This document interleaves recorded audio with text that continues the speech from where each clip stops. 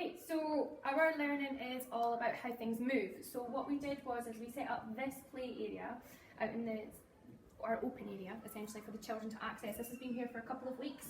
So it's all been about like moving and sliding and rolling and pushing and playing with different toys. They've got different ramps they can swap over. So we started with this, so it's really organic and naturally introduced to start with, and then we're starting our first lesson today. This is a table that they'll be accessing with an EYP or a pupil support assistant. So there are some books here that are linked with moving and forces, pushing and pulling. Some of these books are too advanced for the children, but it's still good for them to look through and look at the pictures because the adult can talk through them. There's some language up on the wall that they can use. That's just taken from Twinkle. And some of them will be able to speak about that, but the teacher can also talk it through. The activity they're going to be doing here is playing with all the different toys, all the different instruments, and deciding whether they can pull or push them, or both.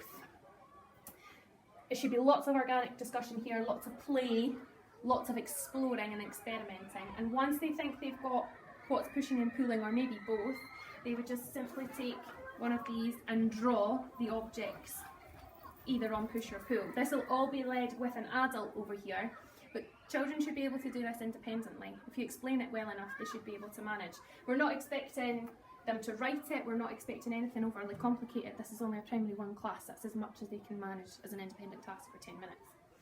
The other thing you need to have set up is your teacher station, so which looks exceptionally bare just now, but we are doing balloon rockets. So balloon rockets, this is it here.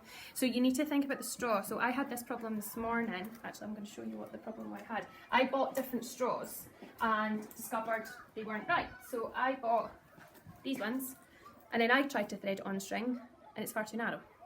So I've had to then go and rake about the school to try and find wider straws. So you need to think about these kind of things because they're little fingers and they can't thread narrow straws.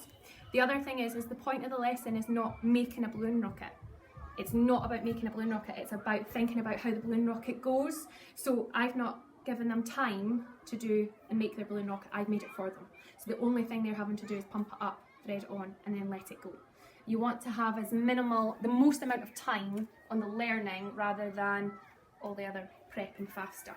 The other thing we've invested in is balloon pumps, because basically it's a hygiene thing and kids can't blow up balloons, so you need to think about these little tweaks. The other thing to think about is we've got our launch strings, if you like, which I've already tied up around the room and cut.